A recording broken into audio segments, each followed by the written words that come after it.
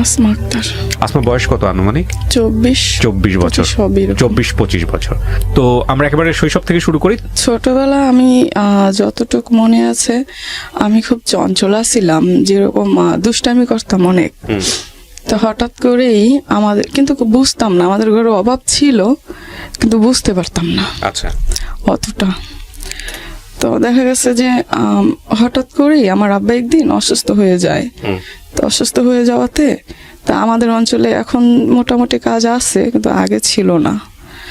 তখন আমার বাড়ি ঘরেরই একটা আমাদের বাড়ি হয় আর কি। তা আমার আব্বার চাচা হয়, তো উনি কাজ করে মাধবদী নামে একটা এলাকা আছে ওইখানে। তো ওইখানে কাজ করে দেখা তো একদিন আমাদের ঘরে খুবই অভাব টাননা লেগে যায়। তো আমার আব্বা একটু সুস্থ হয়, তখন উনি বলে যে তুই এইখানে থাকিস, কোনো কাজ, ওইটা আমাদের নিজের বাড়ি ছিল আর কি তখন। তো বলে তাহলে তুই আমার সাথে চল, আমি গাজা লাগাই দিব, সপ্তাহে 1000-1200 টাকা পাবি।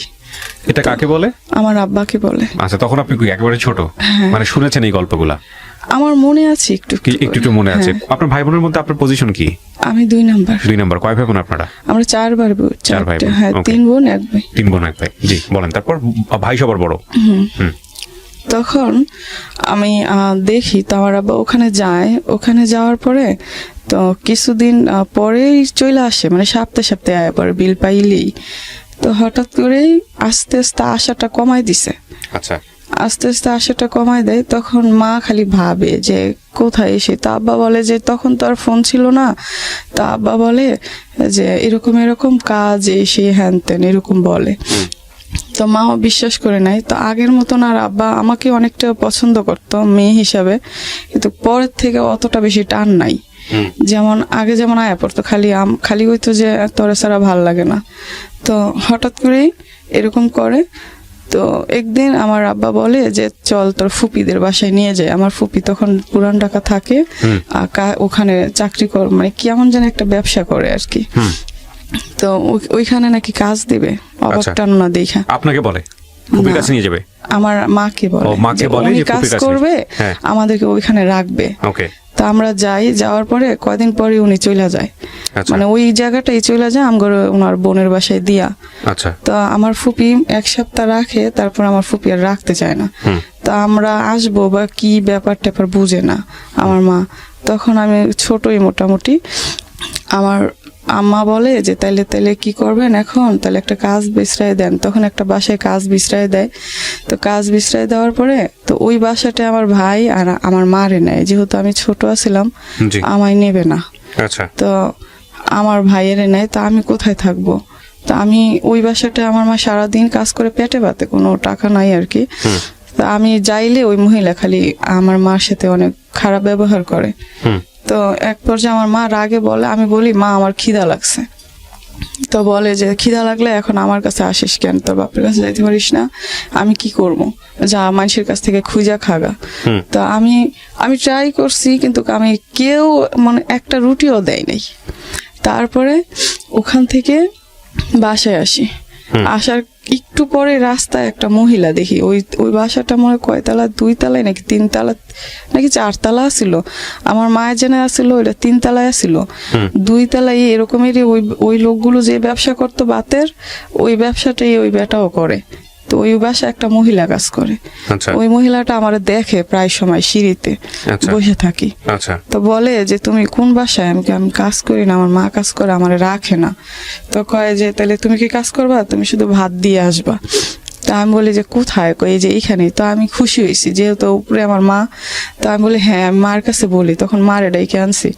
মারে ডাইকে আনার পরে মা বলে ও তো ছোট মানুষ, ও তো কোনো কাজ পারবে না। তো ওই লোকগুলো কইতেছে ও শুধু ভাত দিয়ে আসবো, যেহেতু ছোট, এটা তো দেখতেই আছি। তার কিছুদিন পরে ওই মহিলাটা চলে যায়। আচ্ছা। ওই মহিলাটা যাওয়াতে আমার মা, আমার ভাই, আমরা সবাই এই জায়গায় থাকি। তো তখন আমরা ওই জায়গায় থাকি পেটে পাতে। আর কয় মাস আসছিলাম ওইটা মনে নাই। আচ্ছা। কয় মাস আসছিলাম জানি। তারপরে আমগরে পাঠায় দেয় ওই জায়গায়। আমার আব্বা আসা যাতায়াত করে। তো যাতায়াত করাতে মনে হয় ওইখান থেকে, আমার মনে হয় আর কি, ওইখান থেকে হয়তো বা আমার বোনটা হয়। বাসায় আসি, বাড়িতে আসি ঈদের মেয়েদে। এমনি তখন আমার আব্বা আনতে যায় নাই, আমার মা আমাদেরকে নিয়ে চলে আসছে। আচ্ছা। তো বাড়ি এসে শুনি মা কানাখুশি আমার মা শোনে যে আমার আব্বা ওখানে বিয়ে করছে।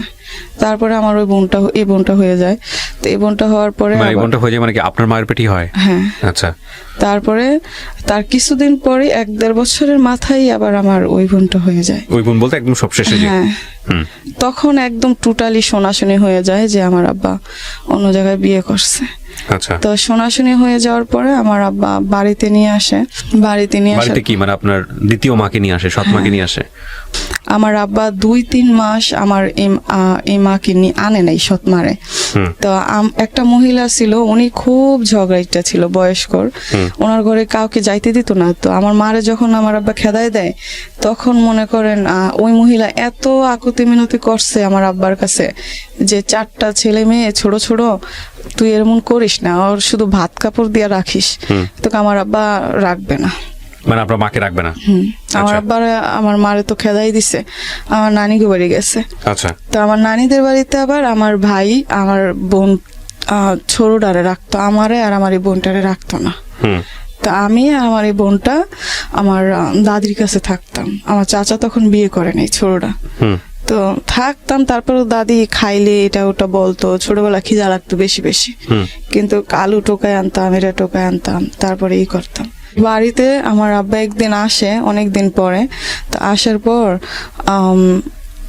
আমরা মনে করেন আমাদের ঘরে কোনো জিনিসপত্র ছিল না, আমরা মাটিতে ঘুমাইতাম একটা সালা বিছাইয়া। তো আমার মা বলে বাড়িতে ডাম আসছে। তো ডাম আসাতেই আমার মা ভাবতেছে যে একটা ডাম কিন্তু ছোট যে চালটা রাখে আর কি, একটা ডাম তেলে রাখি, যেহেতু আব্বা বাসায় গেছে সেই জন্য আর কি, যে টাকা তেলে আব্বাই দিব। তো আমার মা বলে মার কাছে 150 টাকা দিয়ে আমার আব্বা চলে যাইতেছে, মানে যেদিন আইছে তার পরের দিন, আর 5 কেজি চাল কিনা দিয়া। তো আমার মা বলে যে একটা ডাম আসছে, তো পোলাপাইন ছোট, চাল টাল নিয়ে যায়, তো একটা ডাম কিনা দাও। আব্বা বলছে যে তোর কাছে টাকা থাকলে তুই কিনা নে। তখন আমার মা কি করলো যে তাহলে কি কিনবো, হ্যাঁ কিন। তা আমার মা একটা ডাম কিনছে 100 টাকা দিয়া। আচ্ছা। তো কেনার পরে আমার আব্বা রাগ হয়ে যায়, তখন রাগ হয়ে আমার মারে টাকা না দিয়ে চলে যায়। তো ওই 5 কেজি চাউল দিয়া আর 50 টাকা দিয়া আমাদের খুব কষ্ট হইতো। তারপরে আমার মা দেখতাম খালি কান্না করে। তো আমি আর আমার ভাই মা ভক্ত ছিলাম প্রচুর। তা আমার মাকে বলতেছি, মা বলতেছে যে চাল ডাল নাও একটু খুঁজা মাইজা খাওয়া যায়, কিন্তু আমরা লাড়কি কোত্থেকে আনবো, মরিচ কোত্থেকে আনবো, এরকম চিন্তা করতেছে। তা আমার আব্বা তো 1 সপ্তাহ গেল, 15 দিন গেল, 2 সপ্তাহের উপরে, 1 মাসও 15 হয়ে গেছে, আসে না। তো মা খালি বলতেছে এতদিন হয়ে গেছে তার আব্বা আসে না, ফোন দিলে পায় না, এটা ওটা খবর পাঠায়, খবর নাই, এই সেই কোনো করে না। তারপরে আমরা আমরা চকের থেকে কাঁচামরিচ এনে দিতাম, মারে সিদ্ধ করে দিত। তারপরে টমেটো এনে দিতাম, সেটা সিদ্ধ করে দিত। লাড়কি টোকাইতাম, সারাদিন চকেই থাকতাম। তো এরকম করে টমেটো আনতাম, আলু আনতাম, পেঁয়াজ আনতাম, আইনা তারপরে মারে দিতাম।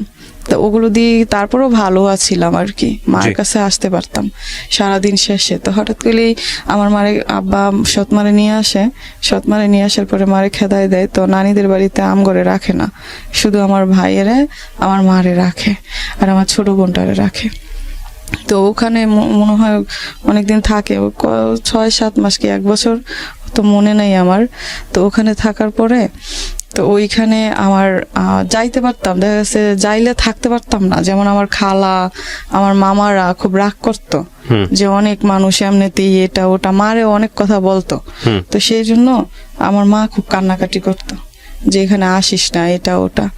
তো একদিন আমার আব্বা হঠাৎ করে, আমার সৎমা 3 মাস হয়েছে আসে না।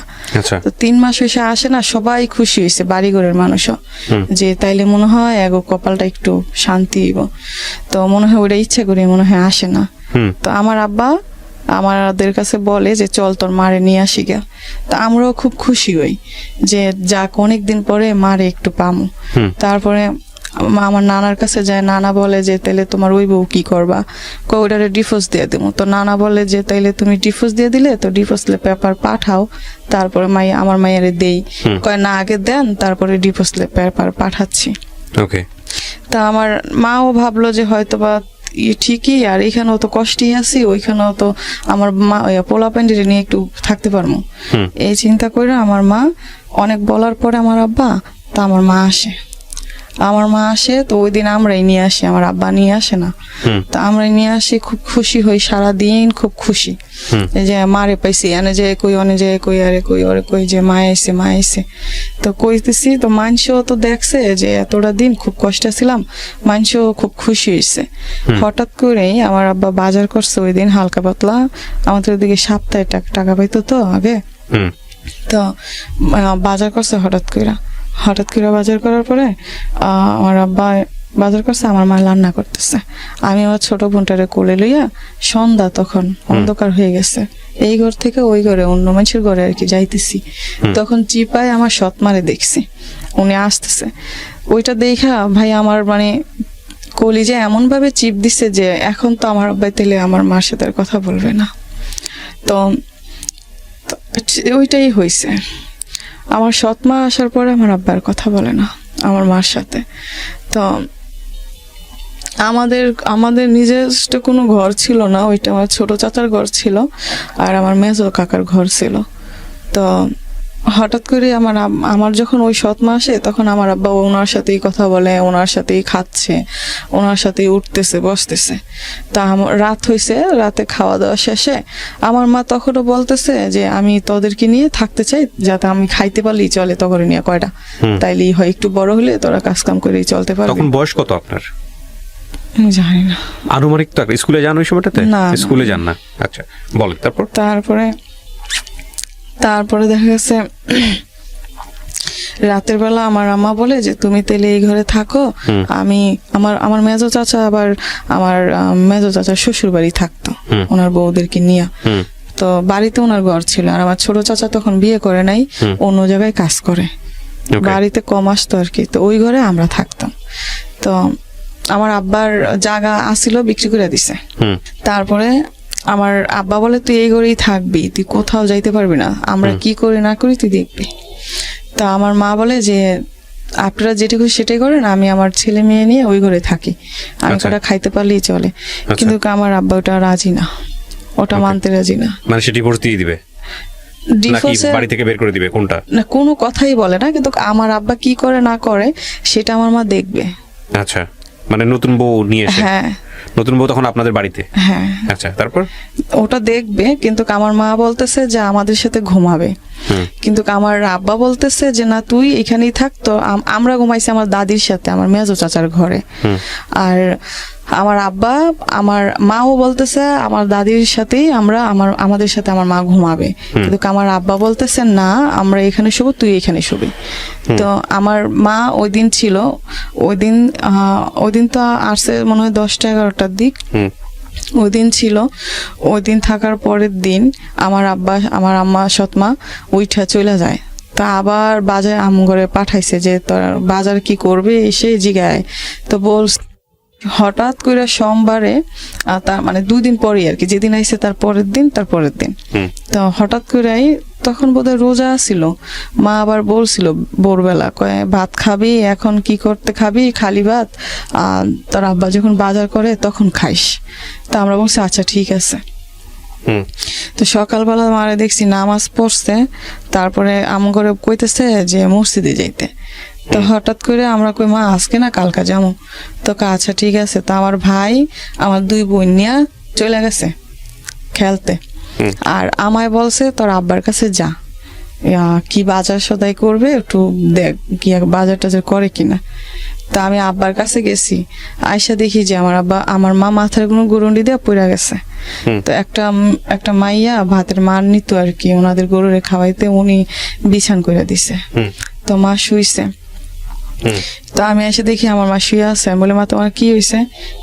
আমার তো মানে একটু শরীরটা ভালো না, তো এখন তোদের তো মনে হয় খিদা লাগবে, কি যে করি রান্না। তা আমি বলতেছি যে কেমনে রান্না করে তুমি আমারে বলো, আমি রান্না করি। কয় যে তুই পারতি না, তুই হাতটা পুড়ে ফেলাবি। তা আমি বলি না আমি হাত পুড়বো না, তুমি দেখাই দাও, তুমি বইলা দাও তাইলেই হবে। তো দেখাইতে যাওয়ার পরে তো আমগো বাড়ি ঘরের একটা ফুপি, তো ও যার মাধ্যমে আমার আব্বাই কাজে গেছে আর কি, হ্যাঁ ভাগ্নি। তো হ্যাঁ আমি বলতেছি আমাদের ফুপি হয় ওই লোকটা। তো আমি বলি যে আপনি না আমাদের চুলাটা একটু এদিকে দিবেন, আমি রান্না করবো। তো হ্যাঁ আলগায় এদিকে দেয়, মানে মাটির চুলা আর কি, আলগা। তো দেয়, তা আমি মা আমার বইলে বইলে দিতেছে যে এমনে এমনে এমনে এমনে। তো হঠাৎ করে ভাত বলক এসে পড়ছে। তো আমার মা বলতেছে টয়লেটে যাবে, তো এমনিতেই আমার দাদি আইছে, দাদি কই জানি গেছে আর কি। তো দাদি আইছে, এর ভিতরে কিন্তু আমার ভাই যে আমার বন্ধুকে নিয়ে খেলতে গেছে আর বাড়ি আসে নাই। তো তো আমি আমার মা বলতেছে টয়লেটে যাবে, তো আমাদের টয়লেটটা ছিল আমাদের এই ঘরটা, আর ওই পাশে আমার আবার চাচার ঘর আছিল ওই ঘরের পিছন দিয়া। তো আমার দাদিরে বলছি যে দাদি এমন এমন মা নাকি টয়লেটে যাব। তখন ওই যে মেয়াটারে কইছি যে এদিকে চুলাটা দিতে, ওই চুলাটাই দেয়। ওই চুলাটা ওই মেয়াটারও কইছি যে তৈরা নেওয়ার কথা, তো নিয়ে যায়। তো ওই কোনায় যাওয়ার পর আমার মা বলতেছে টয়লেটে যাবে না। তো বদনাটা হয়েছে আরেকজনের। তো আমার মাকে উনি আর আমার দাদি ধরে নিতেছে, আমায় বলতেছে আমার দাদি যে বদনাটা রাইখা আয়। তো আমি রাখতে গেছি। তো আমার মা যে আমাদের ঘরের ইটা ছিল আর একটু উঁচা, তো আমার মা ভালো করে ধরতে পারে নাই, পইরা গেছে। পইরা গিয়ে এই 2 হাত ভাতে পইরা গেছে, গরম ভাতে। তো আমি পানি দিতে গেছি, আমার দাদি না করছে, পানি দিস না। তো মার হাত একদম হয়ে গেছে, সুইলা গেছে। সুইলা যাওয়াতে আমার আব্বার কাছে দৌড়াই গেছি যে আব্বা মার হাত পুড়ে গেছে, এরকম এরকম, তো ওষুধ তো লাগবে। তো আব্বা বলে আমি কোনো ওষুধ টষুধ নিতে পারবো না, তোর মা ঢং করতেছে, তোর মা ভ্যাং ধরছে, এরকম এরকম, তোর মা এরকম এরই করে এসে এখন আমার বউ হয়েছে না এটা ওটা। তা আমি 10-15 মিনিটের মতন আমি ওখানে দাঁড়ায় আসছিলাম যে আব্বা ডাক্তার। তার পর্যায়ে বলে যে যাবি নাকি জন্মের দেওয়া দিব। তা আমি দৌড়াইয়া আমার মেজো চাচা শ্বশুর বাড়ি থাকে না, ওনার উদ্দেশ্যে গেছি। আচ্ছা, ওনার উদ্দেশ্যে দৌড় দিতে যেতে উনি দেখি যে উনিও বাড়িতে আসতেছে, তখন সকাল আর কি। তো দেখি উনিও আসতেছে, বাজারে পাইছি। তো আমি কান্না করতেছি, কয় কি হয়েছে? আমি কই কাকা আমি তো আপনার কাছে যাইতেছিলাম। কয় কেন? আমি কই আমার মার তো হাত পুড়ে গেছে। তো তখন আমার চাচা কয় তোর আব্বা? আমাকে আব্বারে কইছি, কিন্তু আব্বাই কোনো ডাক্তার নেয় না। তখন আমার চাচা একটা ফার্মেসির ডাক্তার নিছে, উনি কি জানি দিয়াইছে। তো সারাদিন মোটামুটি ছিল, কিন্তু আমার আব্বাই সারাটা দিন ঝগড়া টগড়া, দুপুর টাইমে এসে ভাত পায় না, বকা টকা অনেক, এইটা ওটা ভাইয়েরে মারতেছে, আমায় মারতেছে। তো সন্ধ্যাবেলা আমার মার কোনো ডাক্তারের কাছে নেয় না, তখন আমার ভাই মোটামুটি অনেকটাই বুঝে। তো আমার ভাই বলতেছে যে তুই ওগর একটু দেখিস, আমি নানিদের বাড়ি যাই। আচ্ছা, তখন আমার আব্বা বলতেছে যে তুই যদি এই কোণার থেকে ওই কোণায় যাস তাহলে তোর পাও কাইটা রাইখে দেবো। তো আমার ভাই ডরে যাইতেছে না। তো আমার দাদি বলতেছে যে ঘরে একটা লুগা মানুষ কি না কি হইছে, কোয়া যায় না, মাছটা আনিস না। তো আমার সৎমা বলতেছে মাছ ছাড়া নাকি ভাত খাইতে পারবে না। তো আমার আব্বা মাছ আনছে। তার কিছুক্ষণ পরে এরকম করতেছে দেখে আমি ঘরে ঢুকছি। ঘরে ঢুকে দেখি যে আমার মা কেমন জানি করতেছে। তখন আমি দৌড় দিছি বাইরে।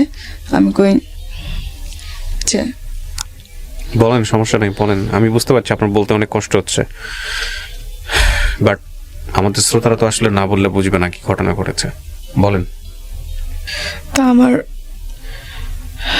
আমার একটা চাচা, আমার আবার চাচতো ভাই, আর যে মাইয়াটার কথা কইছি হ্যাঁ মা দৌড় দিছে। ঘরে ঢুকে দেখে আমার মা নাকি মারা গেছে। মানে কি আপনিও দেখতে পারেন নাই? শুধু আমি একটু ঢুকছি, তখন দেখ শর্মা কেমন জানি করতেছে।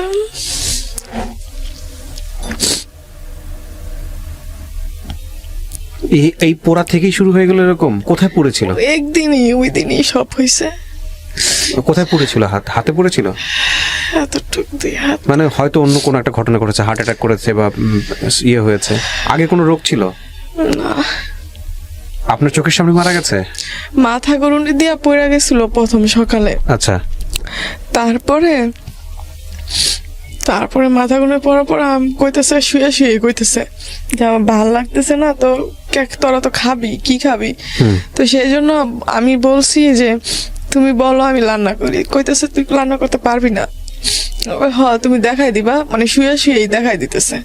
তো এটা ঘর, এটা দরজা, এখানেই আমি লার্কি চুলা দিয়ে বসাইছি। ওই মায়ের কইছি চুলাটা ঘরের বরাবর দিতে। দিছে। তো যখন উনি টয়লেটে যাবে কইছে, তো টয়লেটে আর যায় সেটা আমি নাই। জানি, ঘটনা আমি শুনেছি। তো মৃত্যুর সময়টাতে মানে আপনি ছিলেন না, পাশে থাকতে পারেন নাই, সারাদিনই আসছিলাম, মানে কিন্তু ওই যাওয়া সময়টাতে আপনি আসা। না, কার কাছ ওই থেকে শুনলেন?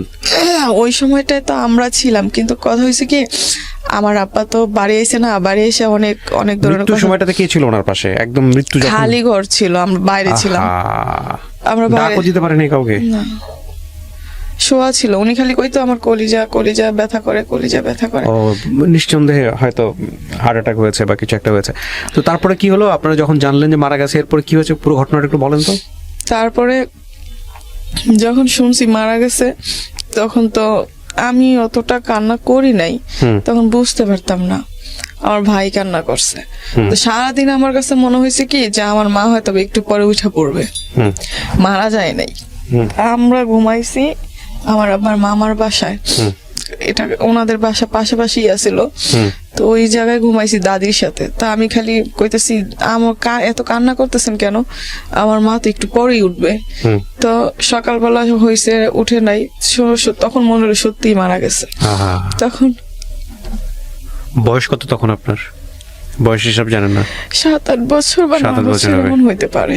মানে আরো বোন দুইটা ছোট ছোট, হ্যাঁ। ওরা তো বুঝেই না কিছু। বাপ আসলো না ঘরের মধ্যে? পরে আইছে।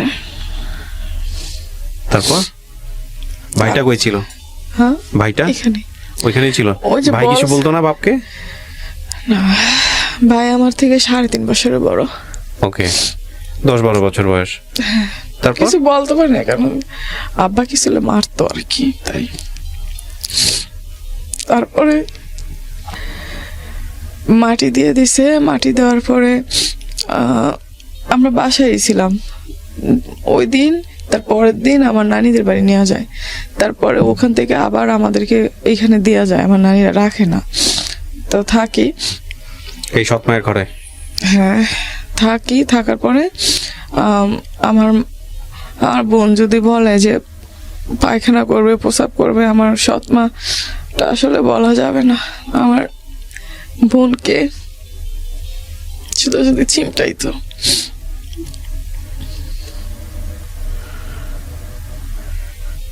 আপনি বলেন, গল্পগুলো যদি না বলেন, আপনি যদি এরকম গ্যাপ নেন, আমাদের শ্রোতারা বুঝবে না, বিরক্ত হবে। আপনি পুরো ঘটনাটা একটু বলেন। আমি জানি আপনার বুঝতে বলতে অনেক কষ্ট হচ্ছে, কিন্তু আপনি একটু বলেন। যেহেতু রেডিও এটা দেখতে পাচ্ছে না, সো ওনারা হয়তো বা কনফিউজ হয়ে যাবেন যে এত গ্যাপ কেন। প্রিয় দর্শক এবং শ্রোতা, আপনারা বুঝতে পারছেন যে ওনার বলার ধরনের গ্যাপের পেছনের অন্যতম কারণ হচ্ছে এটা। আপনারা গ্যাপ হলে একটু ধৈর্য ধরবেন, কারণ ওনাকে যথেষ্ট কষ্ট করে গল্পগুলো বলতে হচ্ছে। তারপরে কি হতো? তো সেইখানে দেখা গেছে আমার বোনকে পায়খানা রাস্তায় চিমটাইতো। তো আমার বোন যাইতে চাইতো না, গোসল করালে সাবান দিত মুখে, তাই যাইতে চাইতো না, খালি কান্না করতো। তো আমি তখন জানি না আল্লাহ কোত্থেকে বুঝ দিছে, তো আমি তার আগ পর্যন্ত কিন্তু আমার বোনদেরকে আমি কোলে নিতে চাইতাম না। তো তখন থেকে আমি নিজে ওদেরকে কোলে রাখা শুরু করলাম। এই দুইজনকে? হ্যাঁ। ওকে। তো খাবার দাবার দিত ঠিক মতো? আব্বার সাথে বসতে খাইতাম। আব্বা যখন আসতো আব্বা তখন খাইতাম, তার আগে খাইতে পারতাম না, খিদে লাগলো না। তারপরে একদিন আমার ভাইকে মারে আমার আব্বা। মারার পর আমার ভাই বের হয়ে চলে যায় নানিদের বাড়ি। আচ্ছা, আমার ভাইকে জায়গা দেয়, কিন্তু আমাদেরকে জায়গা দেয় না। আপনাদেরকে দেয় না? বোনদেরকে দেয় না কেন? না, বিয়ে শাদী দেওয়া লাগবে, টাকা কোত্থেকে আনবে, খাওয়ান লাগবে, তারপর বিয়ে দিতে হবে, এই জন্য কাজ কাম করতে পারবো না, এটা ওটা। আমার ভাই তখন গিয়ে ওখানে কাজে লেগে গেছে। আমার ভাইকে ভালো করে রাখে, এরা আমাদেরকে রাখে না। তা আমরা আমার আব্বার কাছে থাকতে কিন্তু এদিক দিয়ে মারা, ঝগড়া, মারতেছে, একটু দেরি হইলে একটু দোকানে পাঠাইছে, একটা কিছু আনলে মারতেছে। তারপরে শুধু এটা করতেছে। ওই দুইটারে মারতো না আমার আব্বা, আমায় মারতো। দোকানে পাঠাইছে, যদি 2 মিনিট লেট হইতো তাহলে মারতো। আর ওই সময়টা কেন জানি খেলার নেশা ছিল প্রচন্ড। যদি দেখতাম কেউ খেলতেছে, ওইখানে দাঁড়ায় থাকতাম। আচ্ছা। তা বাড়ি আসলে মার খাইতাম। তারপর একদিন এক পর্যায়ে দেখা গেছে আমার চাচারও যাওয়া জায়গাটা বিক্রি করে দেয়। তো বিক্রি করে দেওয়ার পরে আমার চাচারা তখন আমার চাচা তখন বিদেশে যাওয়ার জন্য বিক্রি করে দেয়। তো আমার চাচা বিদেশে চলে যায়। তো আমরা ওই আমাদের বাড়ির পাশেই একটা জায়গা, ওখানে ভাড়া দেওয়া লাগে নাই, ওইখানে আমার আব্বা কাজ করতো আর ওইখানে থাকতো। তো ওইখানে থাকি, তো মানুষের ঘরে 2টা বোনকে নিয়ে বসে থাকি সময়। তো কিছুদিন পরে শুনি যে রান্না করতে হবে, এটা ওটা। তো রান্না বান্না করি। রান্না বান্না করার পরে যার বাসায় মানে আমার আব্বা থাকে, ওনার এই 12টা নাকি 14টা কল আসছিল, হাতে কাপড় তৈরি করতে আর কি, ওইগুলো। তো ওগুলো আবার হানাবোয়া নেওয়া লাগে, ওগুলো হানাবোয়া কয়। তা আমার আব্বা বলে যে আমাদেরকে খাওয়াইতে পারবে না, পড়াইতে পারবে না, এটা না ওটা না। তা আমি বলি যে আমি এদেরকে এখন নিয়ে কোথায় যাবো, যাওয়ার তো কোনো সিস্টেম নাই। তা আমি কি করি, বলি যে আব্বা আমার না স্কুলে যেতে মন চায়, তা আমি কি করবো এখন, আমার বান্ধবীরা স্কুলে যায়, আমার না তুমি একটু স্কুলে ভর্তি করে দাও, আমি রান্না করব, আবার আমি ওদেরকে খাওয়াই দাওয়াই গায়ে গোসল করাই রাখবো, দিয়া যাবো, তুমি শুধু একটুখানি রাখবা। মানে আব্বা ওইখানেই কাজ করতো আর কি।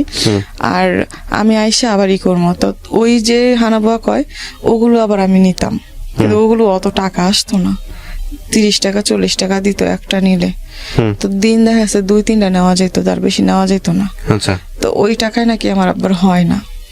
তো একদিন দেখা গেছে আমার আব্বা এমন অবস্থা করছে, 1 মাসও হয় না স্কুলে গেছি, কয় এই সবাই ডাইকে আনছে, কয় এই কি এর স্কুলে যায়, এখন স্কুলে যায় নাকি, নাম লিখতে পারে না, কিছু না, এটা ওইটা।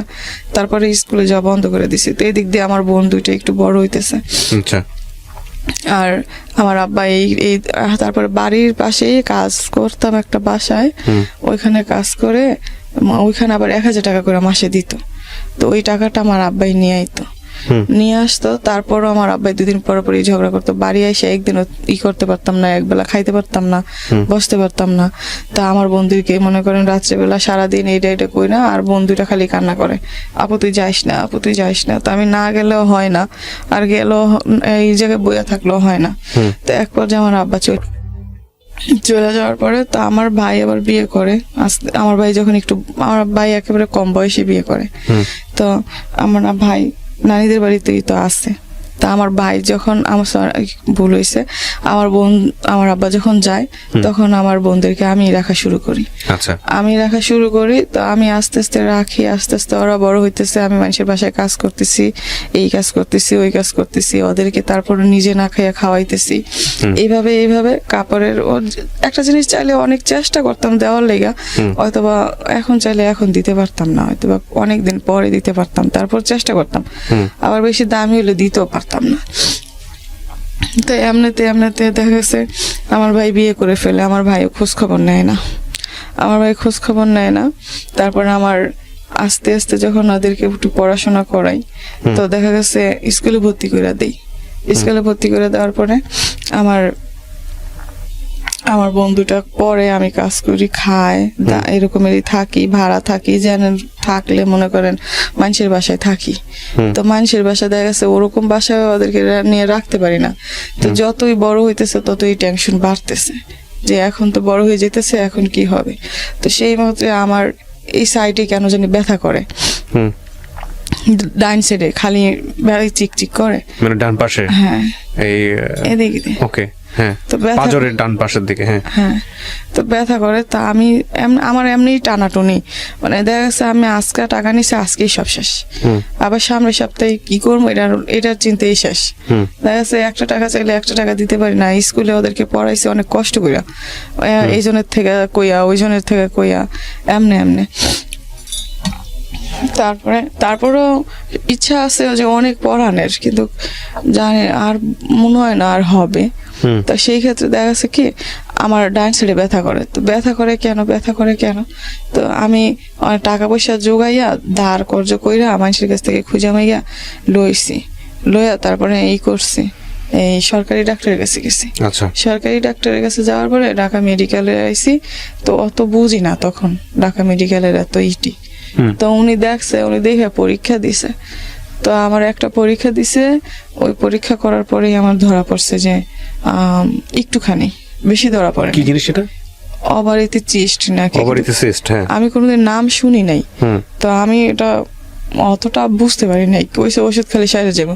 হুম। তো ওষুধ দিছে অনেক টাকার। আচ্ছা, তো ওই সময়টা টাকা কত ছিল সালের না। ঘটনা এটা?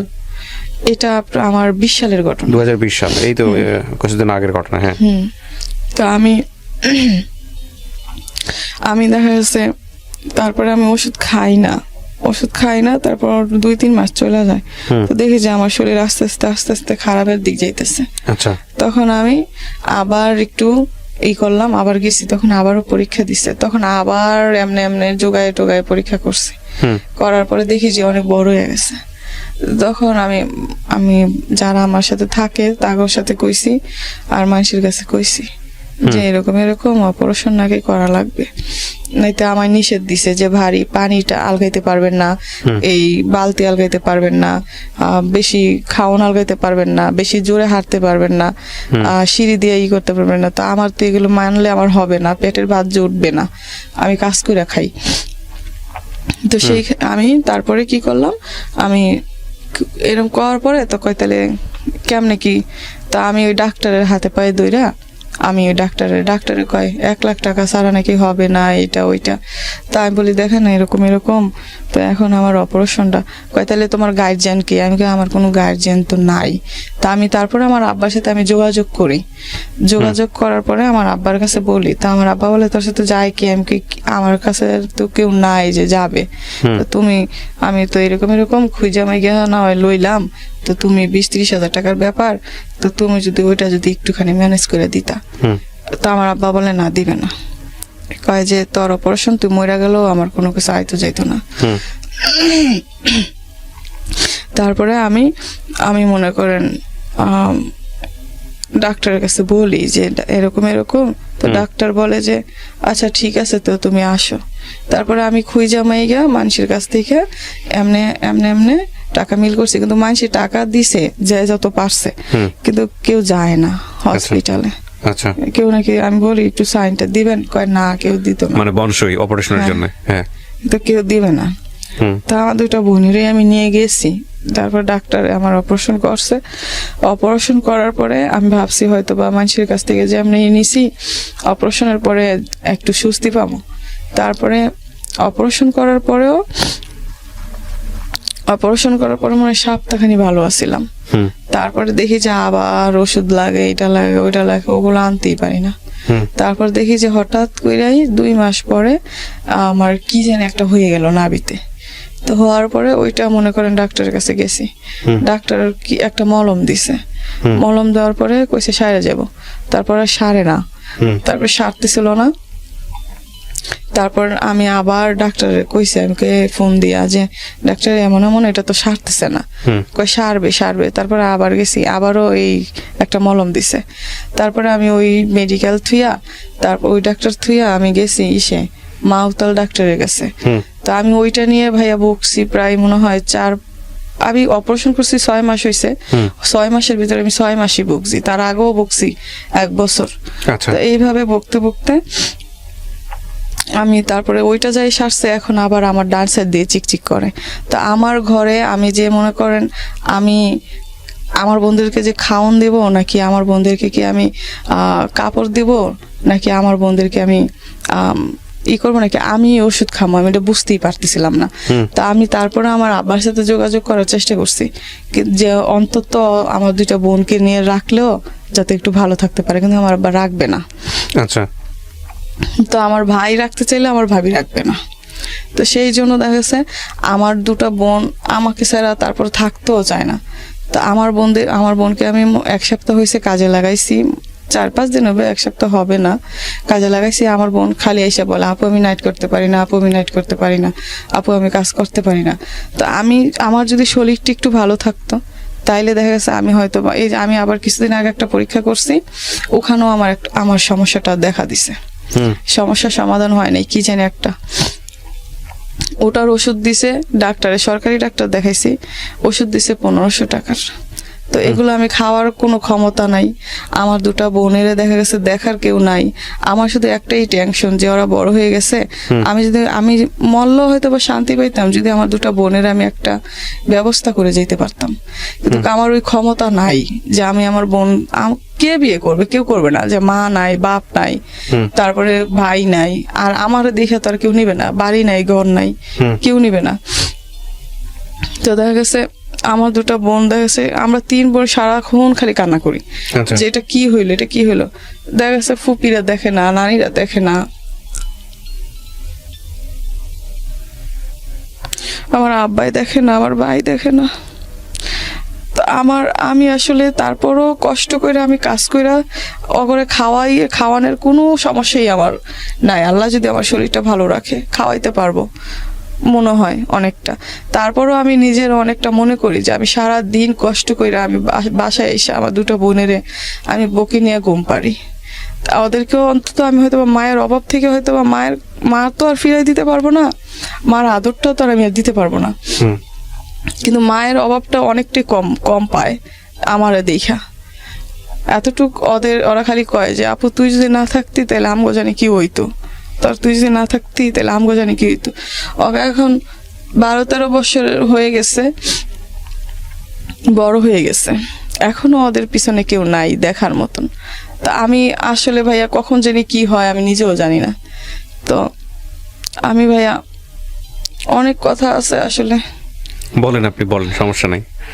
আমাদেরও অনেক প্রশ্ন আছে, আমি জানি এই প্রশ্নগুলো আমি করব। আপনার এই সবচেয়ে ছোট বোনটা, সেই ছোট বোনটাকে আপনি কাজে দিয়েছেন, আমরা যখন অনুষ্ঠানটা শুরু করছিলাম কাজে দিয়েছেন তো মাত্র কয়েকদিন যাবো। হ্যাঁ, বেশি দিন না। আর মাঝখানে যে আছে তাকে আপনি সাথে করে নিয়ে আসছেন আমাদের অফিসে। আপনার বিয়ে শাদী হয় নাই? না। হওয়ার কোনো চেষ্টা হয়েছিল কখনো? হওয়ার চেষ্টা হয়নি, কারণ কে করবে, আর আমিও চাই নাই। আমার একজন কইছিল যে হ্যাঁ আমগো পাড়ারই আমার বাড়িঘরের ভাই হয়, তো আবার বলছিল যে তুই এত কষ্ট করিস, তুই আমার সাথে বিয়ে বসবি, যদি বসিস তাহলে তোরে আমি পছন্দ করি, তুই যদি বিয়ে করিস তাহলে ভালো থাকবি, তোর বোনদেরকে তুই দেখতে দেখতে তোর বয়স বেড়ে যাবে, এটা ওটা। তাই আমি বলছি যে শোন, আমি যদি এখন আমি না থাকলে আমার বন্ধুটার কি হবে, আর আমার একটু সুখের জন্য আমার বন্ধুটারে ফালাই যাবো না, আমি চাইতাম না, আমার বিয়ের দরকার নেই, না হলে না হবে, কোনোদিন তো বিয়ে হবে না, কোনোদিন হয় না দেখা যে আমি আমার বন্ধুটা ফালাই দিয়ে যাবো। একজন মা কি কোনোদিন একটা সন্তানের কি খাওয়াবে না, সেই আশায় পালে, সেই আশায় তো পালে না। তা আমি কি আমার বন্ধুদেরকে কি সেই আশায় পালমো? এটা কোনো কথা হয়েছে? আমি বিয়ে বসার আমার কোনো দরকার নেই। আমি হয়তোবা কোনো একদিন আমি যদি যাই তাহলে আমার দুটা বোন দেখা গেছে রাস্তায় থাকা লাগবে, মেয়ে মানুষ, রাস্তাঘাট ভালো না, কেমন হয়। আপনার বাবা যাকে বিয়ে করেছেন ওখানে বাচ্চা কাচ্চা আছে ওনার? না, কোনো বাচ্চা কাচ্চা নাই। তারপরও আপনাদের দিকে দেখে না? ওনার নাকি কি সমস্যা এখন বলে, কিন্তু আমার আব্বাই বেশি। অদ্ভুত এক জীবন গল্প। ওনার কাছে নাকি টাকা নাই, ওনার বাড়ি নেই, উনি কি করবে? আমি দোয়া করি আল্লাহ ওনার অভাব দূর করে দিক, এটা নিয়ে কিছু বলার নাই, বাট আমি মন থেকে দোয়া করি আপনার জন্য। কেন গল্পটা বললেন আজকে রেডিওর লাখ শ্রোতাদের সামনে? আমি চাই যে ভাইয়া এমন কপাল যাতে আর কারো না হয়। আমি এখন হয়তো ঠিক করে অনেক মানুষের কাছে আমি বলতে পারি নাই, তো ভাইয়া অনেক কষ্ট, এমন দিন এমন রাত আমি হসপিটালে গেছি, হসপিটালে যাওয়ার পরে মানুষে ডাক্তার দেখে বলতেছে আল্লাহ কি। তো আমি বলছি যে কি করব, দেখেন আমার আব্বা তো নাই, আমার অপারেশন না করে দিলে আমার দুটো বোন নিয়ে তো আমি একেবারেই চলতে পারতাম না। তখন উনি কইরা দিছে, তো করে দেওয়ার পরে ওই হসপিটাল কিন্তু কেউ আসিল না, আমার দুটো বোন আসিল, আমার দুটো বোন এই করোনার ভিতরে ওরা থাইকে অপারেশন করছে। তারপরে আমার আব্বার কাছে আমি বলছি, আমার হসপিটালে ভাই কেউ যায় নাই, আমি আমার ফুপিরে বলছি যায় নাই, আমি আমার চাস্তো ভাইরে বলছি যায় নাই, আমি আমার খালারে বলছি যায় নাই, কেউ যায় নাই। আমি আসার পরেও আমার এখন অব্দি কেউ দেখতে আসে নাই। যার কেউ নেই তার আল্লাহ আছে, টেনশনের কোনো কারণ নাই। প্রথম কথা হচ্ছে এটা। আর আপনার ভবিষ্যৎ তো আপনার দুইটা বোন, আমি বুঝতে পারি আপনি তাদেরকে অনেক ভালোবাসেন এবং কষ্টটা নিজের চোখে দেখছেন বলে যেভাবেই হোক না তাদেরকে আপনি মানুষ করে স্টাবলিশ করে নিজের পায়ে দাঁড় করায় যাবেন, এটা আপনার চিন্তা ভাবনা। আমিও দোয়া করি, আমি বিশ্বাস করি, আমি খুব বিলিভার, আমি একজন মানুষ, খুব ভালো যে প্র্যাকটিস করতে পারি তা না, বাট আমি বিশ্বাস করি জীবন যতটা জটিল আল্লাহর সাহায্য ততটা বেশি। সুতরাং আপনার এই অনুষ্ঠান শুনে লক্ষ লক্ষ মানুষ আপনার জন্য দোয়া করবে আমি জানি, এবং নিশ্চয়ই আল্লাহ আপনার ভাগ্যে পরিবর্তন নিয়ে আসবে বলে আমি বিশ্বাস করি। যদি পজিটিভলি কোনো কিছু হয়, বিয়ে শাদীর ব্যাপারে বলেন, বা কেউ যদি রাজি হয় আপনার এই গল্পটা শুনে আপনাকে বিয়ে করার জন্য, সেক্ষেত্রে আপনি কি করবেন? আমার দুটো বোন, আমি ওদের শান্তি চাই। প্রিয় দর্শক এবং শ্রোতা, এটা একটা অসাধারণ গল্প, এবং এই গল্পের বাকি পার্টটুকু বাকি থাকলো এই কারণে যে এই ভদ্রমহিলা সারা জীবন জুড়েই হয়তো কষ্ট করে যাবেন ওর দুটো বোনের জন্য। এই দুটো বোন যেন এই বড় বোনটাকে মায়ের মতো সম্মান করে, সেটাই আমরা প্রত্যাশা করব। আল্লাহ ওর জন্য নিশ্চয়ই ভালো কিছু রেখেছেন। এইরকম একটা পজিটিভ চিন্তা করেই আমরা আমাদের অনুষ্ঠানটা শেষ করি। আমাদের সামাজিকতার জায়গাটা থেকে জি বলেন। আমি আসলে আমার জীবনে ভাবি না। আমি আমার মার একটু দেখছি তো, একটু ডাকছি। আমার বন্ধুটা আমার জিজ্ঞাসা করে যে আপু মা কেমন ছিল, একটা ছবিও নাই আমার মায়ের। আমি দেখাইতে পারি না, আমি বলতেও পারি না যে এরকম ছিল ওরকম ছিল। আমার ছোট বোনটা আমার মায়ের থেকে বেশি দিনের বুকের দুধও খাইতে পারে নাই। আমার কাছে যখন বলে আমার খুব খারাপ লাগে, যে আমি মনে করি যে আমি কষ্ট করলে আমি তো মা দেখছি, মা ডাকছি, মার আদর পাইছি, আমার দুটো বোন পাই নাই। আমি ফালাই দিলে আমার বোন কই থাকবে, এই চিন্তা করে আমি সারা জীবন কাটাই দিতে পারবো, কিন্তু আমার দুটো বোনের অশান্তি আমার আর ভালো লাগে না। আপনার এই বোনদের প্রতি আপনার যে ভালোবাসাটা সেটা থাকুক, আমি অন্তর থেকে দোয়া করি। আপনার নামটা যেন কি বলতেছিলেন? আসমা। আমার সত্যি আমি যদি অন্তর থেকে চাইতাম যে আপনার এই গল্পটা পুরোটা ভিডিও আকারে ফেসবুক ইউটিউবে আসুক, কিন্তু আমাদের সামাজিকতা যে জায়গাটায় দাঁড়িয়ে আছে সেই জায়গাটা থেকে আমি সাহসটা পেলাম না একটা কারণে। আমি চাইলেই আপনার আপনার সাথে যোগাযোগ করার জন্য আমি একটা ব্যবস্থা করে দিতে পারি আজকের অনুষ্ঠানের মাধ্যমে, কিন্তু আমি সেটা করব না। কেন করব না জানেন? কারণটা হচ্ছে এখানে যতটা ভালো মানুষ আছে ততটাই খারাপ মানুষ আছে। আপনারা 3টা মেয়ে, আপনাদের সাথে এই অনুষ্ঠানের মাধ্যমে কোনো কেউ একজন যোগাযোগ করে আপনাদের ভালোর জায়গায় ক্ষতি করে ফেললো, সেটা আমার সারাটা জীবন কষ্টের বিষয় হবে। যেহেতু আপনার অভিভাবক বলতে আসলে কেউই নাই, একমাত্র আল্লাহ ছাড়া আপনার মাথার উপর হাত রাখার মতো কেউ নাই। সুতরাং আপনার মতন যতক্ষণ কথা বলেছি আমি 1 ঘন্টা 1.5 ঘন্টায়, এই 1 ঘন্টা 1.5 ঘন্টায় আমি কথা বলে শুধু এতটুকুই বুঝতে পেরেছি আপনি অত্যন্ত নরম স্বভাবের একটা মানুষ, একেবারে দিন এনে দিন খাওয়া একটা মানুষ। অদ্ভুত রকমের একটা গল্প এই গল্পটা, এবং ওর যদি কোনো ধরনের আপনাদের মধ্যে থেকে কেউ যোগাযোগ করে ওর যদি কোনো ক্ষতি করে বা ওর বন্ধুর যদি কোনো ক্ষতি করে, সেটা নিঃসন্দেহে সারাটা জীবন জুড়েই আমি কষ্ট পাবো। আমি সেই জায়গাটা থেকে আমি আপনার সঙ্গে পাবলিকলি যোগাযোগ করার সমস্ত রাস্তা এখানে গোপন রাখতেছি। আমি এটা চাই না। তবে আপনার গল্পটা আমি কেন প্রচার করলাম সেই জায়গাটা যদি আপনি আমাকে প্রশ্নটা করেন, তাহলে আমি গল্পটা প্রচার করেছি শুধু একটা কারণে, সেটা হলো এই গল্পটা শুনে অনেক মানুষ যারা কষ্টে আছে, যারা দুঃখে আছে, তারা তাদের নিজের কষ্টটা ভুলে যাবে, যে তাদের থেকেও অনেক বেশি কষ্টে থাকে মানুষ। আর আরেকটা বিষয় সেটা হলো যে বোন কতটা রহমত হতে পারে, বোন কতটা করতে পারে তার নিজের 2 বোনের জন্য। আপনার বড় ভাইয়ের কি সামর্থ্য নাই আপনাদের পাশে দাঁড়ানোর? না, আমার ভাইও ভাড়া থাকে, কিন্তু আমার ভাবি ভালো না। কিন্তু না থাকুক, কিন্তু অভিভাবক হিসেবে তো পাশে থাকতে পারে। না, একটা প্রবলেম হলে তো পাশে থাকতে পারে, কিছু না কিছু হলে তো পাশে থাকতে পারে। আমি ভাইয়া মরলে মাটির তলে যাবো, আমার ভাইয়ের কোনো টান নেই আমাদের প্রতি। প্রিয় দর্শক এবং শ্রোতা, শেষ করছি আজকের এই জীবন গল্পটা। আপনারা সবাই অনেক অনেক ভালো থাকুন। আমার আসলে এই গল্পটা প্রচার হলো, বাপ বেঁচে আছেন, ভাই বেঁচে আছেন, তাদের কারোর প্রতি কোনো অভিযোগ নাই, তাদেরও হয়তো নিজের জায়গা থেকে বলার আছে। কিন্তু যত কিছুই বলার থাকুক না কেন, 3টা বোন, একজনের বয়স 24 আর বাকি 2জনের বয়স কত? 13-12 বছর করে বয়স। এই 3টা বোনকে যখন এরকম ফ্যামিলি থাকার পরেও ফ্যামিলি লেস হতে হয় আমাদের সমাজে, এরকম অনেক আছেন, তখন তাদের জীবনের কি অবর্ণনীয় গল্প হতে পারে সেটা আপনারা নিশ্চয়ই জানেন। আপনি যে কাজ করেন সেটা সুতা কাটার কাজ, আমাকে বলতেছিলেন অনুষ্ঠান শুরু করার আগে, না? হ্যাঁ, এটা আসলে কি, এটা আমি না ভিডিও আনছি ভাইয়া, কিন্তু এটা না, আমি দেখাতে চাই না আপনার এই ভিডিওগুলো। আপনি শুধু আমাকে একটু মুখে বলেন যে গার্মেন্টস এর কোনো কাজ, সুতা কাটার কোনো কাজ কি? ছোটখাটো, হ্যাঁ, কাপড় তৈরি করার কাজ। কত টাকা পান আপনি কাজ করে? 1000 টাকা প্রতি সপ্তাহে? মানে মাসে 4,000 টাকা। এই টাকা দিয়ে আপনাদের তিনজনের চলে? চলে না, টানাটানি এখন কিছু তো করার নেই। আর এখন তো আমি কাজে ভালো করে যাইতেও পারি না। আমি লিফটটা আনছি ভাইয়া, ওইটাতে আমার অসুস্থ আপনি? আবারও ধরা পড়ছে আচ্ছা। সমস্যা, এটা ইনফেকশনের কি জানি ধরা পড়ছে। এখন আমি আরো বেশি টেনশনে আছি।